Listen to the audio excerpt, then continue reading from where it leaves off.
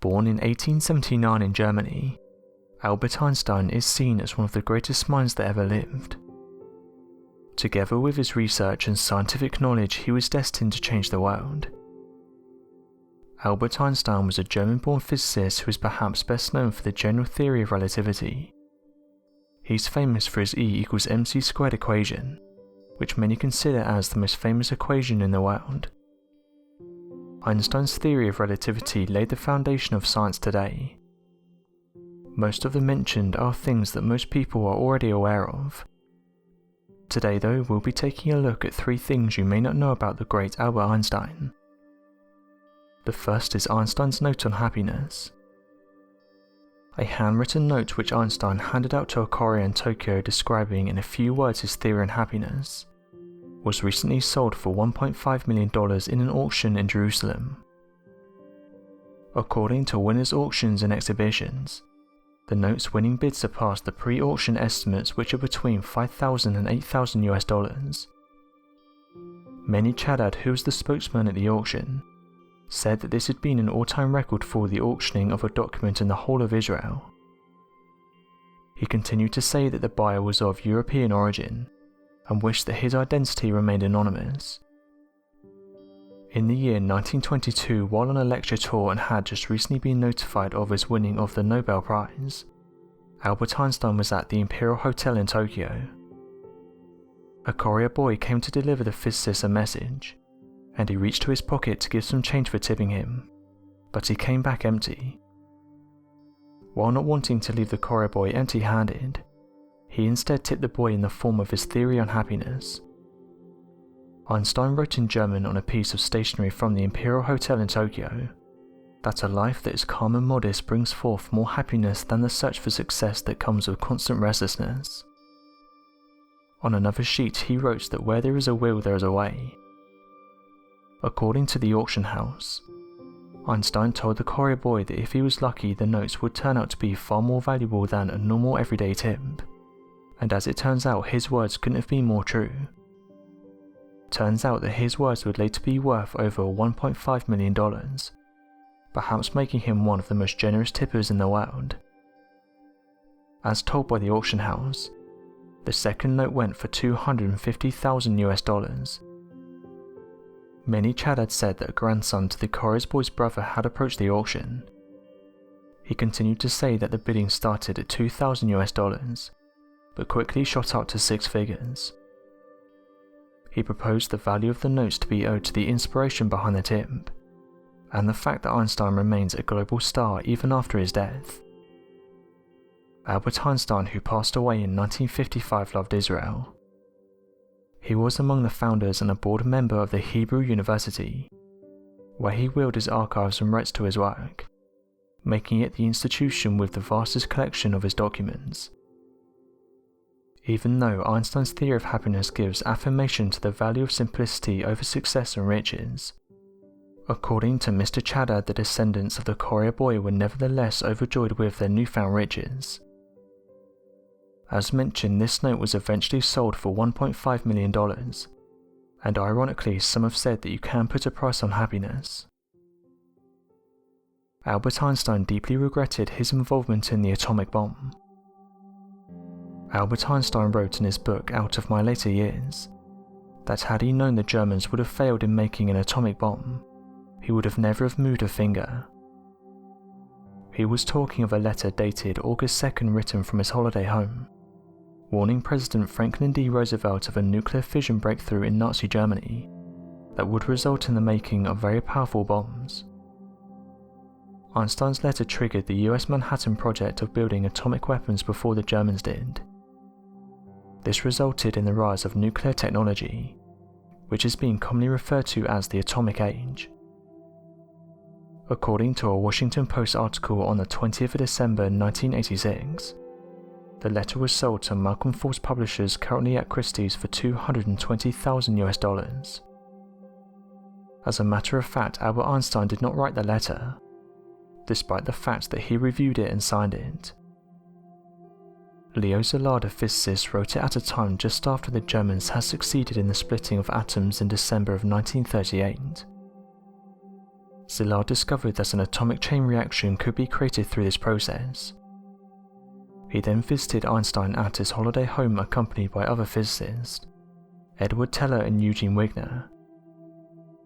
The letter of 1.5 pages mentioned the German fission experiment, saying that there was a possibility of setting up a nuclear chain reaction in a big uranium mass, which would generate a lot of power and many elements like radium.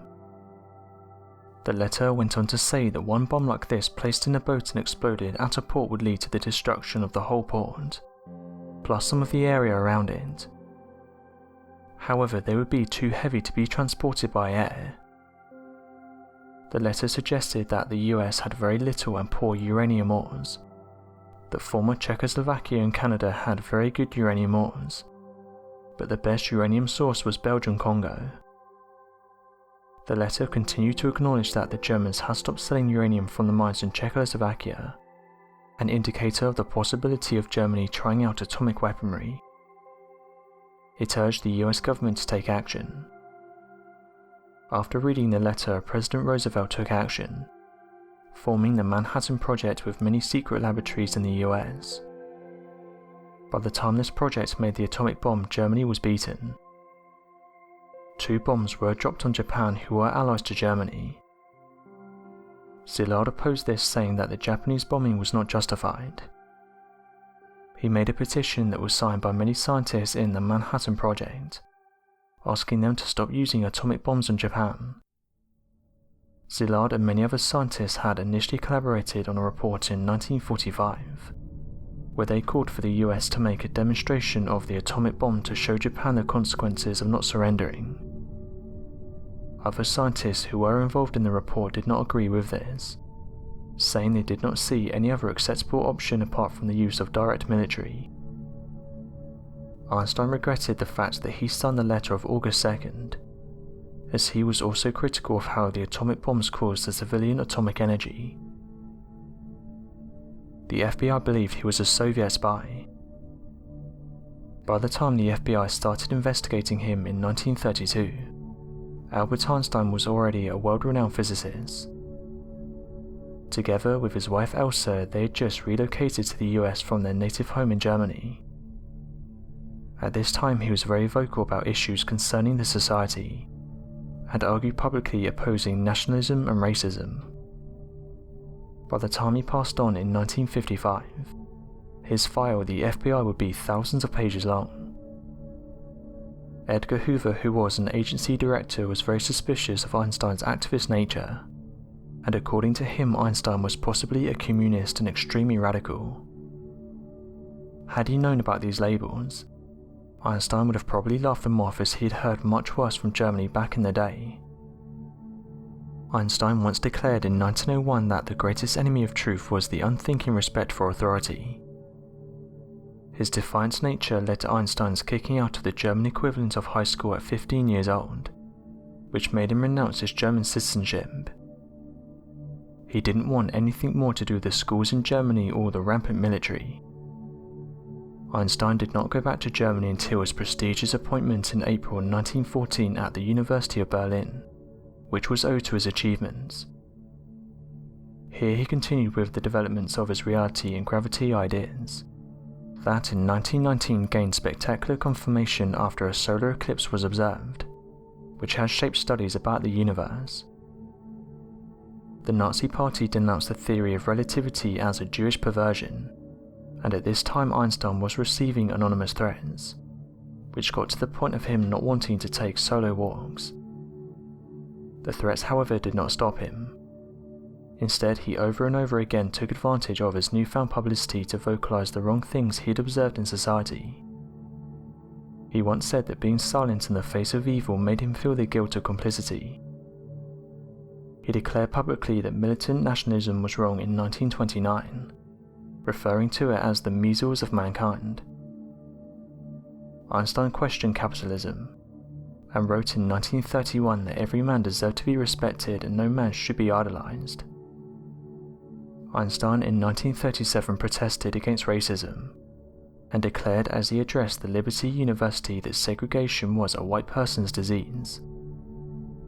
After 1939, the rise of Hitler made him concede the possibility of pure fascism, as it was not any more realistic. For the rest of his life, Einstein fought for nuclear weapons to be brought under some kind of international control. We can only imagine what Einstein's opinion of the political atmosphere today would be.